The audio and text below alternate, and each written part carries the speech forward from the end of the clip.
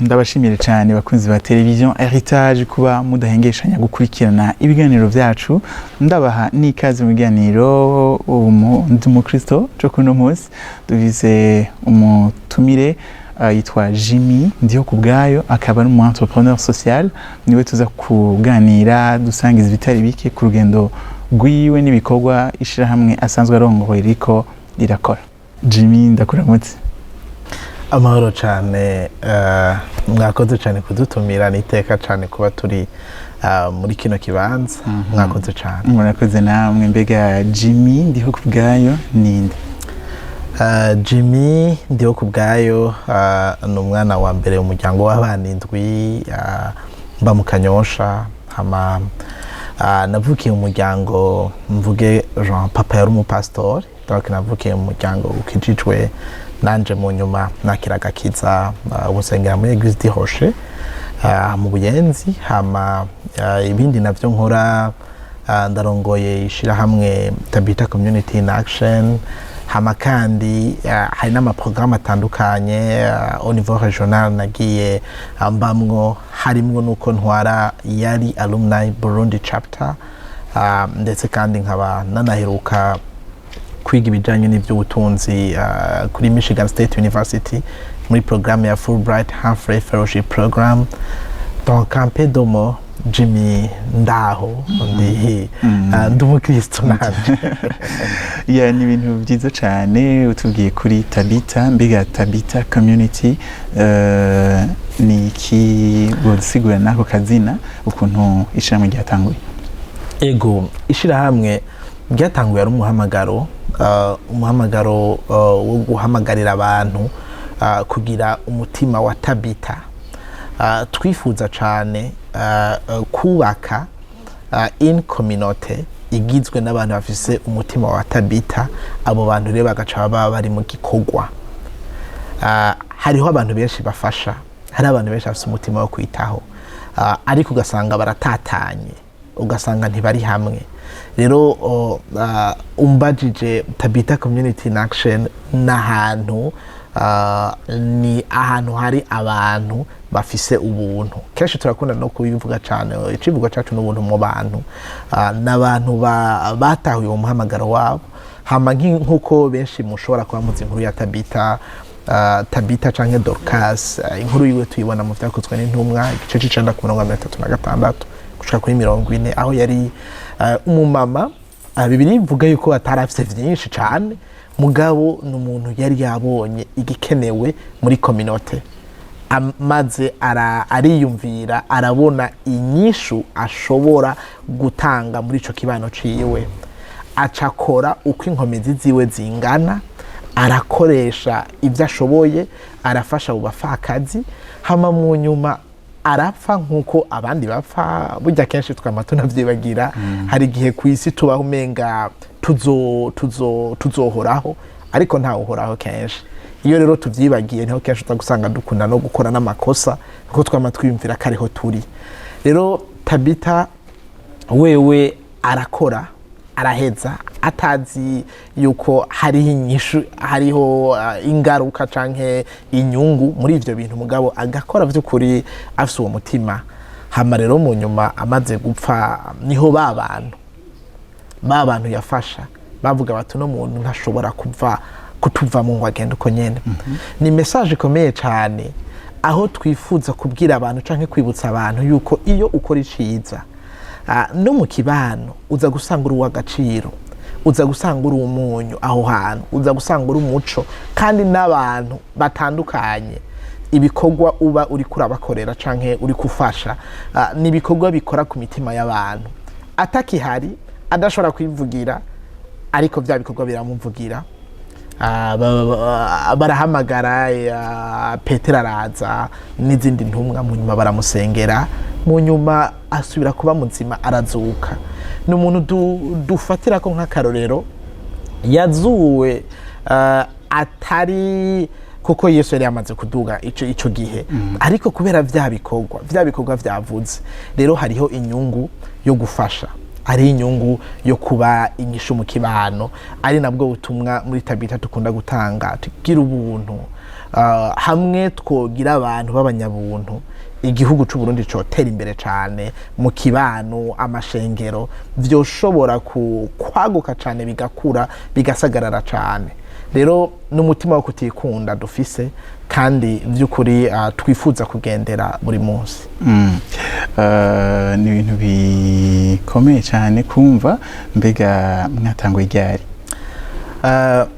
Twatanguye mu mwaka wa 2012 hari inyuma yaho muri umuvyeyi mu nyuma ngaca mu buzima butoroshe cyane ico gihe nani garise di lac Tanganyika ndi umunyeshure ariko mu nyuma ngira uwo muhamagaro byari ibintu bitoroshe ntafise uburyo ntafise ubumenyi ntafise ikintu na kimwe ariko nkumva uwo muhamagaro uri kurambiramwo mu nyuma rero tuza kuronka urusha rwo gukora imbere y'amategeko 2014 mu nyuma kuva ico gihe tuca tubandanya rero turakora rero byatanguye ari za ndoto urota ubona zikubuza amahoro mu nyuma turegera abarongozi ndababwira ati je nguma ndota ibintu bimeze ukuntu kunuko baramfasha barandera maze mu nyuma mbona rero kubikura mu vyiyumviro biraja mu bikorwa mu nyuma rero turanabandanya gushika naho turonka impusha zitwemerera gukora ku mugaragaro niho kitari corosha ariko Imana twabonye kugira neza ku Imana muri ico gikorwa. Amen. Ni imyaka 12 muri ko murakora, mbega nibiki mumaze gukora les domaines d'intervention za Tabitha niti turakorera cane mu bana aho turiko kuva nka 2018 abantu benshi baratumenye dufise ivyo bita campagne korako aho twasubije abana ku ishure hari abana dushigikira uretse ivyo kubafasha ivyo ku ishure turanabafasha na appui psychologique hama kandi ikindi naco tukanagira ico no kwita suivi iri régulier kuko kenshi hari amashirahamwe uza gusanga ni make abikora ugasanga babaronkeje amakaye hama biraheze bakazosubira kandi mu kwezi kwindwi k'umunani bariko barondera yandi makaye ariko twebwe kuva dutanguye twagiye tubona abana twafashije ubwa mbere bagiye bahura n'ibindi bibazo kanaka bitandukanye duca tubandanya tugira ivyigwa vyimbitse ku buryo twagiye rero twaguka tuza turatorera inyishu y'ibibazo biri novuga hasine root y'izo ngorane baba bafise hama uretse igikorwa c'abana turafasha ugwaruka ahanini ni muri promotion de l'entrepreneuriat aho tubwira ugwaruka kwiremera akazi by'ukuri turakijijwe turizera Imana ubuzima turi mu kibano hari ibibazo kanaka tuba turiko turahura navyo ugwaruka uno munsi urakeneye kumenya yuko ukwihangira imirimo ivyo bashobora gukora ari imwe mu nyishu hama rero kugira ngo dushore ivyo kubishikako hariho ibibazo ugwaruka rwa rufise kenshi uzagusanga udafite ama competence hari nk'ibikorwa kuva muri 2020 twariko turakora cane hamwe no gwaruka aho wasanga hari haje ino bije paeje mu nyuma iraza ari ugasanga ugwaruka bari mu makoperative ikibazo bafise ni gute baksenda kuri financement ugasanga vy'ukuri si bose bize economy nabize economy si bose bazi kwandika umugambi ariko banke yoyo ntubu umugenzi wa banke uyishira ikintu kanaka ama udakwija ry'ama condition ntibikunda rero twarafashije muri ico gikorwa aho ugwaruka gwisha ama cooperative twashoboye kuyigisha gute bashobora kwiyandikira umugambi en plan d'affaires iri bankable kandi iri rentable ni vyigwa twakoze biraturusha tukaduga mu misozi tukamanuka ariko by'ukuri twagiye tubona impact aho twabona bamwe mu bo twariko turashigikira baronka de financement, abandi ugasanga baronse appui muri paege muri bije uko onye, ukabona yuko ya changement ego vyatanguye ari ciyumviro, vyatanguye ari ngorane, ariko twazanye ni solution. Iyo solution yatanguye gutanga ivyamwa, ukabona abajene bariko barisumamwe, ukabona yuko biriko birakoreka. Hariho rero urwaruka tunashigikira ubunye bamaze gushika mu universite, turihira amashure, hama kandi turafise n'intuzeye aho dukorera mu Kanyosha, aho kenshi urwaruka bama baza kugira ngo kenshi hari ama séances de formation, tubapartage des opportunités. Uko tumeze ahanini mu ma domaine d'intervention yacu, twibaza ino population duserva ifite ikibazo cahe, maze mu nyuma tukashobora kwitorera inyishu y'ico kibazo kiri specifique. W'ikibazo c'umwana cyo kibazo c'ugwaruka, hariho abamama nko mu ntara ya Bujumbura, commune Kanyosha, commune Nyabiraba, uza gusanga barakozwe ko n'intambara, ugasanga bari mu buzima butoroshe. Abo nabo nk'ubu benshi twabashize mu migwi ziga groupement izinge village saving loans and associations, kugira ngo baje hamwe tukabigisha kuziganya, tukabigisha kuguranana, ariko ikirenze ico mu nyuma tukaca tubigisha gute rero bashobora gukora izo income generating activities, ivyo bikorwa bashobora gukora bibinjiriza amahera. Hama en tant qu'organisation, kuko benshi barabikora ivyonya, ariko twebwe en tant qu'organisation tugerageza kurondera uburyo kugira ngo ya migwi yabo tuyironse un petit financement, bace bakora des projets za groupe. Kuko twebwe ntunze mvuge mission yacu nuko tubona cohesion sociale, tubona abantu banywanye vy'ukuri, abantu bariko barakorera hamwe. Rero benshi baraja mu association mu byo kuziganya n'ivyo, ugasanga umwe n'uwundi bahurira aho hantu, ico ikibahuza nuko ashobora kuronka ideni mu nyuma akagenda. Ariko twe tuvuga duti nicaye ikintu mushobora gukorera hamwe mwese nk'umugwi. Ivyo rero bararonka vya bindi ku giti cabo, ariko kandi bakaronka vya bindi ku nk'umugwi, kugira ngo ivyo rero nivyo biza gutuma banywana vy'ukuri bagakorana. Ugasanga abantu bava mu mashengero atandukanye, ariko ivy'amadini ntavyo bacibuka, ugasanga bava mu bwoko butandukanye, ariko ugasanga ivyo byose vyitwa ko vyoshobora kubatandukanya, ntibikibatandukanye, ariko bahujwe n'ikintu bita iterambere. Rero turiko turagerageza gukora muri ubwo buryo, kandi turabona yuko biriko birafasha cane imiryango itandukanye. Uno munsi turabona abakenyezi kare atako bari, ariko uno munsi bamaze kuba hari ico bariko barafasha mu kibano, mu miryango yabo, kandi bashobora no kuzorungika abana ku ishuri. Kuko kare twasanga turiko turungika abana ku ishuri, nitwego turiko turabikora, ariko umuvyeyi abavyeyi batarimwe, izo famille zitarimwe, ntibiza gukunda. Uno munsi tutabura yuko ari une transformation iri holistique kuma level yose, ku buryo biza koroha cane yuko iryo hinduka dukeneye ritaza kuva mu bana gusa, ahubwo riza kuva mu mpande zose, maze mu nyuma umuryango ushobore kwakaka, ushobore guhagarara vy'ukuri. Ni ibintu biryoshe kumva. Entre temps ni igikorwa umva ukuntu cagutse, mutusha ku bagore, kugwaruka. Mbega les chiffres, mufise les chiffres z'abantu bamaze gukora ku mugambi? Ego cane nk'ubu turafise abakenyezi bashika 900 bari muri iyo programme y'ivya mvuge gute education financière.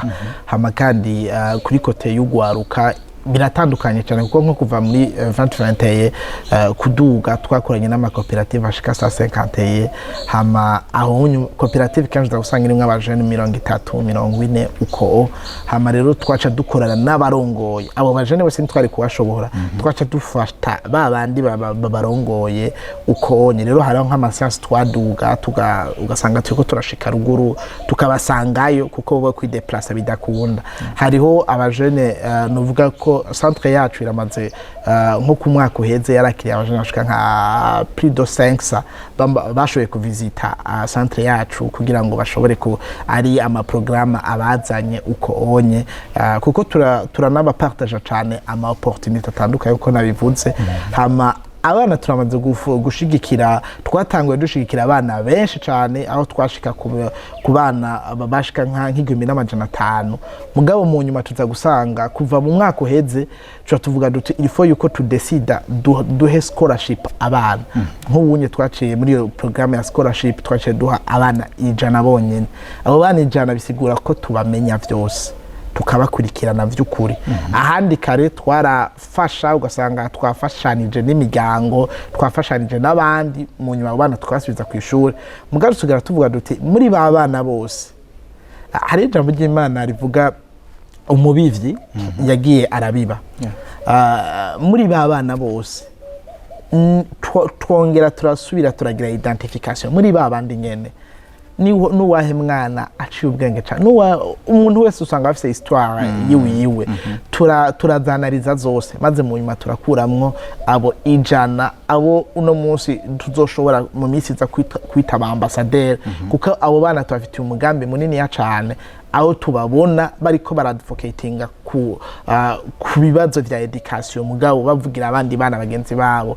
Rero niba abana baronsa ko karyo, uno munsi turiko turagerageza kubasunika cyane n'inguvu ziri particulière, kuko hariho kazoza kanini twabonamo. Rero en bref nivyo, uretse yuko nanje nibonye mu bihe nk'ivyo, aho mbura umuvyeyi, maze kubura umuvyeyi niga lycée du Lac, ndanakoresha attestation d'indigence. Ubuzima bwahindutse, wabuze umuvyeyi, hama umuvyeyi yahora akora providinga vyose, mama n'umurimyi. Mu nyuma rero ndaba muri ivyo bihe niho vyanyuguruye amaso. Benshi barakunda kumbaza kubera kino nukora ivyo, kubera iki ugiri. Nabwiye igihe nari Washington mu namiraho, nabwiye nti uno munsi murashobora kuba mumbona, ariko ni kubera ko hari umuntu yabivye muri jewe, yabivye muri education yanje. Rero nama nibaza ni gute dushobora kubiba mu bandi bana benshi. Nimba uno munsi hari abantu 2, 3, 4 bashobora kuinvestisa kugira ngo Jimmy ashobore kwiga, hama uno munsi akaba ariho impact kanaka ishobora kuba visible, how impact yoba nini cyane twinvestije mu bana bashika 100, twinvestije mu bana bashika 200, hama abo bana tukaba turi siyo yuko bafite umutima wo ku giving back to the community. Byose twosanga ari impact nini ya cyane. Rero nico turiko turakora, n'ubuzima nabayemo ntahura, ni nayo mpamvu tugira uwo mutima, tutigera twumva yuko twashitse, ahubwo twumva twokora byinshi cyane kugira ngo ishimwe ry'Imana irushirize kubandanya riba rinini. Amen. Ni imyaka 12 muri mu gikorwa ca entrepreneuriat social. Nahe ma leçon canke ivyigwa Jimmy amaze kwiga muri kino gikorwa? Icambere nuko maze kubona yuko ubuzima ari bugufi. Ubuzima ni bugufi. Kubera yuko hariho abo twagiye dutangurana, ugasanga mu nyuma bagiye mu bindi, abandi mu bindi uko, ariko ukumenya iyo uva n'iyo uja, hama kandi ukamenya ko ufise uno munsi. Twama twibaza yuko dufise ejo, dufise hirya y'ejo, peut-être tukanaziganya pour imyaka 10, imyaka 20. Ivyo sukuri, aho dufise n'uno munsi niho tubwirizwa gukora. Rero iyo ni leso ya mbere natahuye ko ntegerezwa gukora uno munsi. Hama ikindi naco natahuye nuko ico ukora cyose hariho abantu biteguriye kukugwanya, hariho n'abandi biteguriye gushigikira. Ikibazo ni amaso yawe uyarabisha kuki? Uyarabisha kuri prize, kuntuze ku gitsibo, canke uyarabisha kuntuze ku bibazo bitandukanye uri kurabona around you bikwegereye. Ikibazo si uko duhura n'ibibazo, ikibazo nuko twitwara muri ivyo bibazo. Hama kandi ikindi naco lesson nibaza yuko ikomeye cyane natahuye, hariho ibihe, donc ibibazo ntibihera, birahehera. Uzosanga kenshi ibibazo bihindagura amantuze izina. uno munsi kare twatanguye ari organisation ntoya, twari dufite ibibazo by'ubumenyi, twari dufite ibibazo byo kubura appui technique financier, twari dufite ibibazo bitandukanye. Uno munsi turi kuri terrain inyuma y'imyaka 12 bya bibazo vya mbere twari dufite sivyo tugifise, ariko n'ubu turacafise ibibazo kanaka tubona tubandanya turiko turahangana navyo.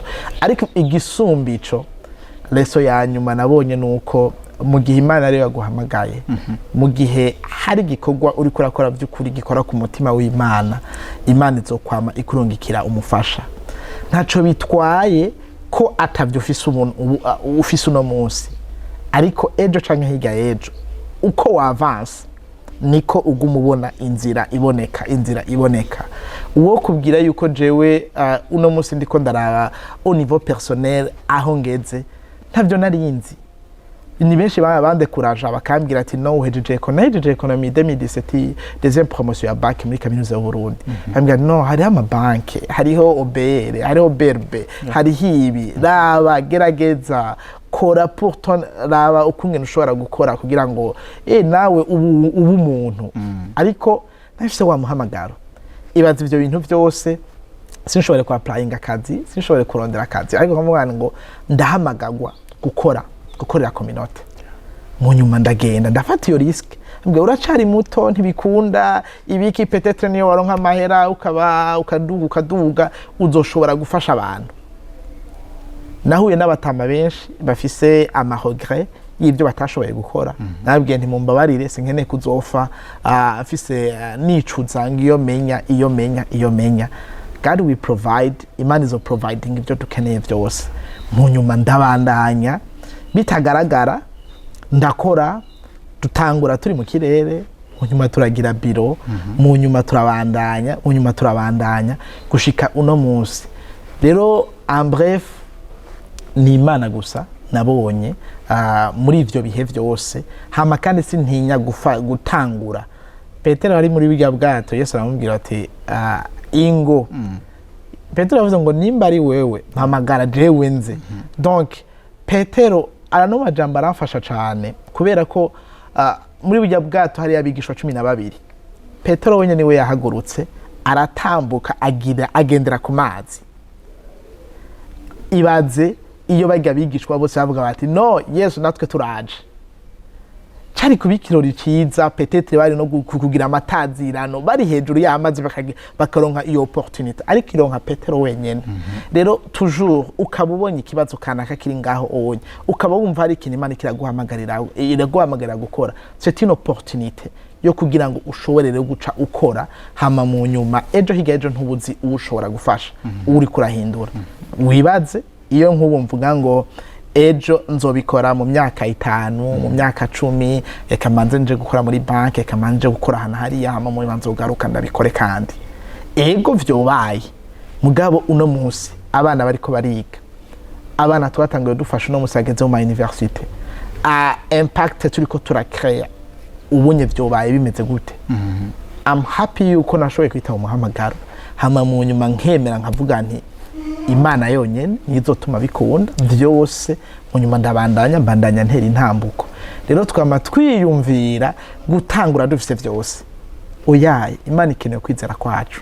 Hama mu myakuru ko kwizera niko uzosanga kuvyaye byose, ibintu byose bigashobora gufata urutonde. Ushobora gutangurana byose, ahubwo tangurana Imana yonyene, ibindi navyo turabironka uri kunzira, uri kukivi. Amen. Hanyuma dukoze kino kiganiro wari umaze amezi atari make muri Amerika. Ndashaka udupartage kuri experience wa kuyari. Amerika nagiye mfise ivyumviro bitandukanye, kara abantu babi ana amafilme turaba iki, ukabona nyene naribaza ni gute nzoba ahantu ntazi umuntu n'umwe. Ariko njana n'Imana nakigwa na Michigan State University, ndaharonka une communauté abigisha abafise experience internationale bakoze mu ma organisation internationale canke bagakorera muri Afrika. Ndahahurira n'abantu bantahura, carabaye ikibazo ca gikomeye cyane kuronka eglise nshobora gusengeramwo kubera narashitse mu nyuma ndarondera byose ni kuri internet cyo kimwe no ngaha ndavye mbona ama eglise ni menshi ndavuga none nje gusengera hehe fata umwanya wo gusenga hamwe mu nyuma ndiko na scrolling kuri Facebook munyambona programme nyene yari interesa from your flyer mu nyuma nca ndabandikira ubwo nyine baca baranyishura mu nyuma gato yambana bayinvite muri iyo programme nkasangira hosted na eglise yitwa New Hope Church muri Michigan burya gatoya ncambandanya fatana niyo eglise rero naho umwanya munini wo gutemberera abarundi Michigan muri Lansing n'ahantu hakiriye abarundi benshi zigampunzi canke aho bita Detroit.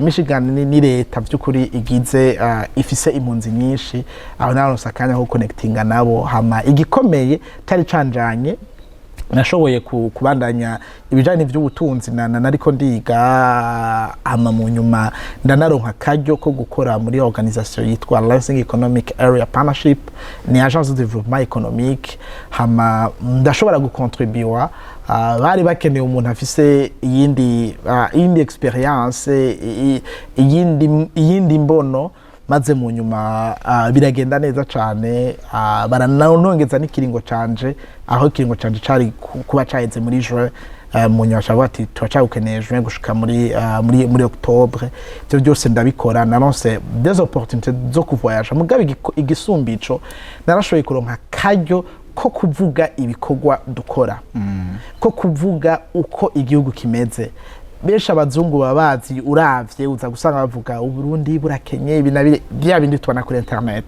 ariko bagatangara kubona umurundi avuye mu gihugu kivuga igifaransa ashobora kuvuga ivyo ari karakora neza kabivuga mu congereza mu nyuma mu kwicumi na kabiri ndaza mu karuhuko mwarabaza vyave urasubiye mu Burundi yego ndagiye kandi nzogaruka mu nyuma hageze nuko ntaha nahakuye umuryango munini hama hariho des organisations twashoboye no kumenyerana cyane aho n'ubu hari ibyo turiko turategekanya kubandanya dukorana kugira ngo habeho ubwo bucuti uko guhanahana ivyiyumviro ndetse no gukorana mu migambi itandukanye rero novuga yuko ni kimwe mu nyishu z'amasengesho nasenga kuko nasenga mvuga ngo mana ntanguye ataco mfise ntanguye ntafise ubumenyi bukwiye ndakeneye yuko providinga maze bizo bishoboke sinanzi imana izocisha na applyinga mu bandi hafi ama application hafi abantu bashikira hafi nk'igihumbi konye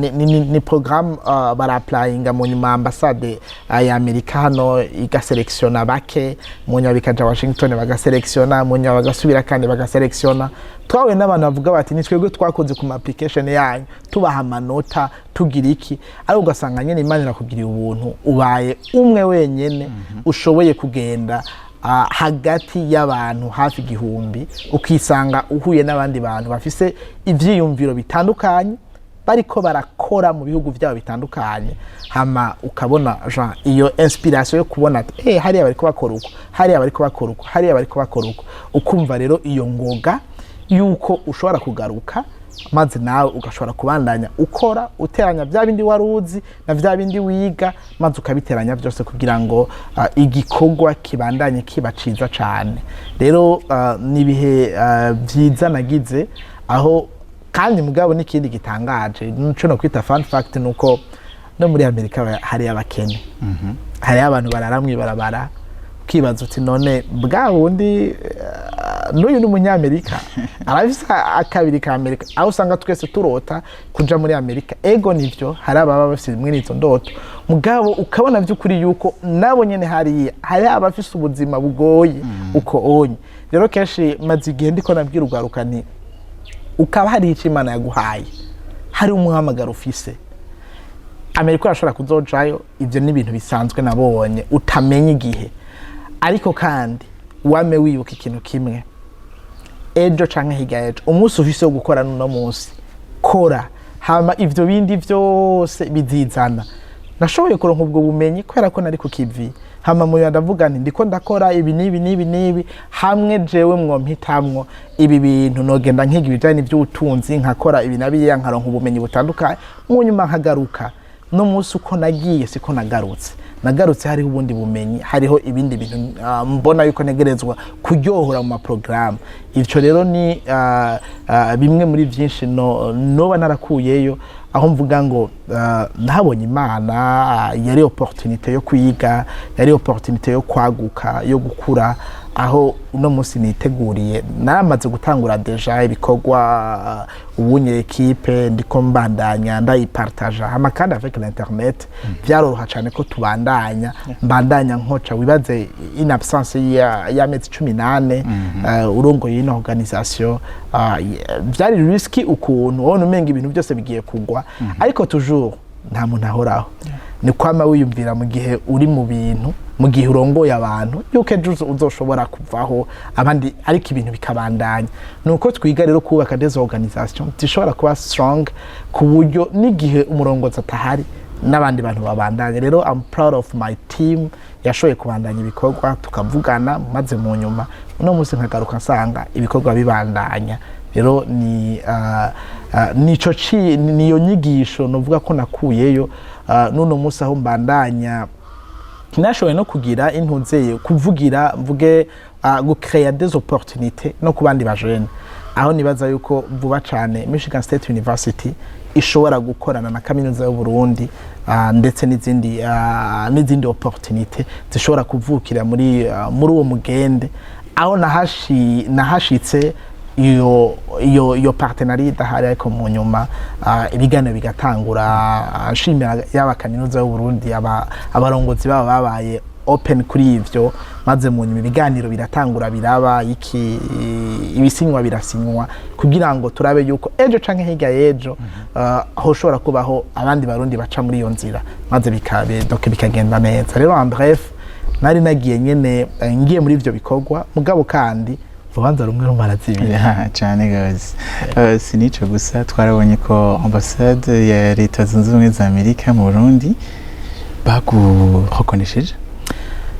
Ego ujya kubisanzwe nibaza yuko kubera ko nsanzwe ndongoye na Burundi yari alumni Burundi chapter, hama kandi ambassade yari nafise n'igikorwa cyo gushira hamwe abantu bose ba benefice mwene izo programa zitandukanye, aho rero hari kibazo cy'ukungene bashobora kubashira hamwe twese tukaba hamwe, kuguza gusanga benshi batazinanye, ugasanga nk'ubu nka jewe ndiko nkora muri development communautaire, abandi uwundi ariko akora mu bintu bya santé, uwundaha ugasanga bose nusom abantu bariko babriya mu mico itandukanye ariko tutazinanye. Rero hari hasanzwe hariho iciyumviro c'ukungene hashobora kubaho Burundi Alumni Association ishobora guhuza abantu bose. Rero ikibazo cari guta abo bantu bashobora guhura. I'm happy yuko nashoboye kujua mvuge gute ma petite contribution igashobora gufasha ku buryo uno munsi ico kintu cashoboye kubaho, aho hariho des projets même zimaze kubaho uno munsi akaba ari umuryango wagutse, aho umujene baba abagitangura abagiye nka Nairobi canke Dakar muri formation niveau régional ushobora kubenefisia uwundi muntu yagiye muri programme ya AVRP canke i Half-Life Fellowship Program, ugahura nawe maze mu nyuma mukaganira mugahuza ivyiyumviro mugashobora no gukorana ku kintu kanaka gitandukanye. Rero narashoboye kugira ico mfashije kugira ngo ivyo bintu bishobore gushoboka, hamanye n'urumva avec izo programme zitandukanye ndumwe mu bantu bashoboye kubenefisia izo programme, maze mu nyuma ndagaruka ndavuga nti ifo yuko tuba hamwe, maze mu nyuma dukore pour un Burundi prospère, umwe wese ahari abandanye ashira kwibuye, ashira ko yubaka kandi yubaka. Nashaka turangirize ku mpanuro. Impanuro ico nibaza nobwira abantu bariko baratwumva nuko hariho ryajwi riri mu mutima wawe, hariho ujya muhamagaro, hariho kijya kibazo by'ukuri gishobora kugutuma udasinzira, hariho icamaso yawe akubwira, hariho umutima wawe wama uri kurakubwira.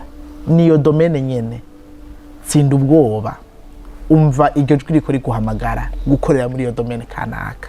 Uno munsi isi keneye inyishu, Imana nayo yararemye vyose n'inyishu izituremamwo.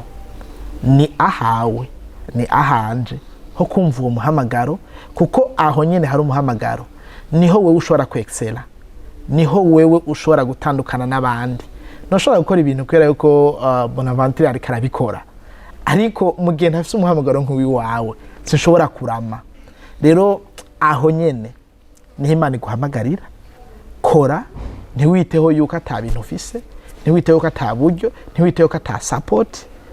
Imana izo gushigikira mu ntambuko, buri ntambuko yose uzokwama ugira, kandi utangurana vyose, utangurana umuhamagaro, utangurana Imana, bikarangira ivyo bintu biza vyihoma aho hantu, kuko Imana muba muriko muragendana.